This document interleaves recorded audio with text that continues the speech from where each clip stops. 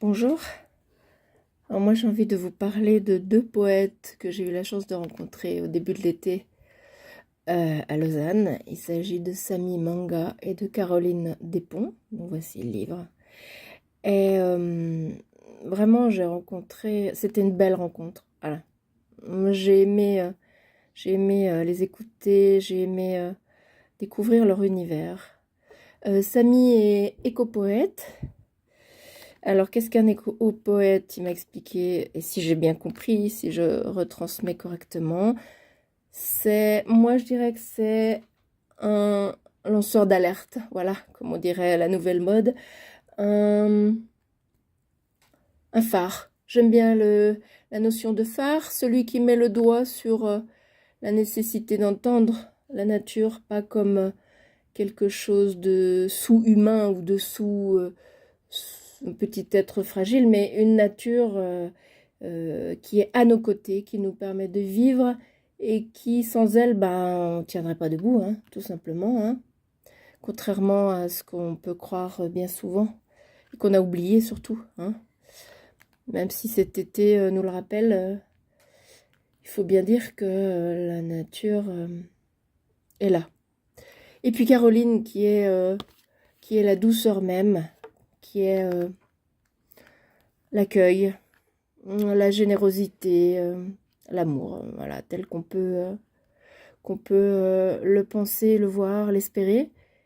Et puis, ils ont ouvert un lieu qui est absolument à leur image, qui accueille, qui forme, qui bouleverse, qui ouvre des portes et qui ouvre des fenêtres. Voilà, que j'ai beaucoup, beaucoup aimé.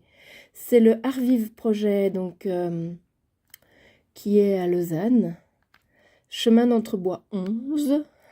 Pour ceux qui veulent s'y rendre, vous trouverez toutes les coordonnées sur Facebook ou autre. Mais surtout, c'est leur livre qui m'a beaucoup plu. C'est de la poésie, comme vous voyez, qui a été multiprimée. Hein. Et je comprends pas qu'on n'en parle pas davantage, parce que vraiment, c'est un livre riche. Alors, ce que j'ai aimé, c'est que déjà, on ne sait pas qui écrit. Si c'est Caroline ou Samy, on ne sait pas. On le devine, on le suppose parfois, mais finalement, on ne sait pas. On ne sait pas et c'est très bien. J'aime ne pas savoir tout, ne pas avoir toutes les réponses. Et j'aime que voilà, ce soit libre et ouvert. Voilà, ils m'ont gentiment fait une dédicace que vous avez aperçue.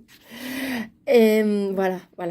Rien que ça, cette dédicace à l'humanité ouais, nous dit déjà beaucoup de leur propre humanité.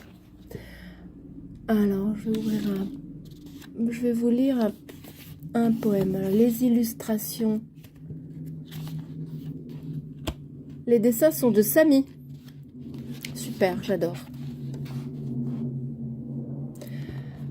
Et on va lire un petit bout parce que vraiment, j'aime le poète écorce.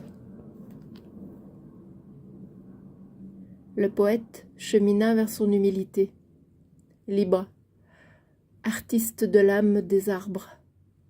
Il sculpta les rituels de ses ancêtres, fit vibrer les peaux des tambours et se mit en marche.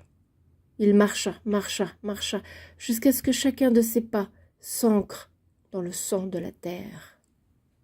Puis il écrivit, tout en foulant la brousse éclatante, il écrivit la tristesse de la création, il écrivit les blessures fardées sur les visages du monde, il écrivit sa foi sur tous les murs, afficha la gloire de la terre-mère sur tous les fronts de son combat. Il brandit la torche d'une humanité en renaissance vers sa pluriessence consciente. Dédie son privilège de vie à la planète bleue. Sa quête ne s'arrêtera qu'au dernier jour de son souffle. Avant cela, ses fils auront habité le cœur de son foyer. La femme libre aura embrassé ses douleurs, enlacé son essence. Dans une danse fluviale, autour du feu, allumé par la lune. Voilà, dans ce poème, je trouve qu'on trouve tout. On trouve toute la richesse de la poésie, de l'évocation, de la terre-mère, de la nécessité d'aimer, d'aimer l'autre comme on aime, comme on peut d'aimer un arbre, comme on aime un humain. Tout y est. Je trouve que tout y est. C'est vrai que ce livre, il y a beaucoup de marches, parce que peut-être il est temps aussi de nous dire, ils veulent nous dire tous les deux qu'il est temps de marcher. Voilà, je prends au hasard et je vous lis un petit passage. Je ne sais pas qui a écrit, hein, donc ni de Samy ni Caroline, je ne peux pas vous dire. Le goût de mes lèvres. Tout comme le désespérant amant pouilleux de la gare de Fribourg qui m'avait prêté son dernier livre ivre, un ouvrage rongé jusqu'à ses 3/4 par les miettes perdues de son pauvre chagrin. Mes lèvres sont cruelles et suffisamment idiotes pour fonder une famille, telles des dépouilles de guerre criblées de 20 000 chevrotines de précision. Mes lèvres s'usent depuis la nuit mondaine contre les aboiements de chiens, les tutoiements de clochards et les solitudes impudiques des bancs publics. C'est fort, moi je trouve ça absolument merveilleux. Oh, je prends un petit extrait hein, au hasard, hein, je vous dis au hasard parce que j'ai tout aimé. Je veux être une sorcière prolifique au cœur d'une nuit de noces, avec une voix crédible qui, pour préserver la planète, ne crache jamais par terre, ne crache jamais dans le ciel immense pour lyncher son fœtus. C'est absolument, c'est fort, c'est beau, c'est... Voilà, vraiment, je vous invite à aller à leur rencontre parce que... Ah, moi, j'ai tout aimé. Il est temps pour moi d'aller vivre ma nuit. J'ai commencé ma vie avant le lever du jour ce matin. 12 heures sous la lune de ta rivière perchée. La poésie étant uniquement une expérience spirituelle mise en texte par de maladroits auteurs, j'aimerais un jour parler toute une nuit avec toi pour entendre les ondes de ta voix de minuit. J'aimerais parler avec l'esprit de ta nuit et peut-être même frôler le ciel de sa fertilité. Je veux un jour parler toute une nuit avec toi.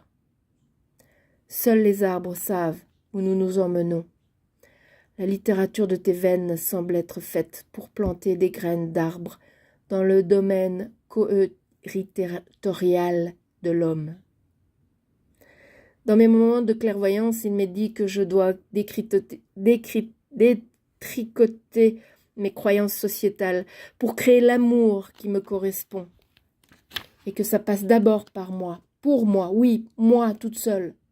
Je crois que l'amour, c'est créer à deux ce qu'on ne peut créer seul. Dis-moi, mon ami, quel goût ont tes lèvres après minuit? Voilà, ce splendide livre. Je vous conseille vraiment d'aller à leur rencontre. Excusez-moi pour mon rhume, je parle un peu du nez, puis je vous souhaite une bonne journée, un bon dimanche, un bon week-end. Au revoir.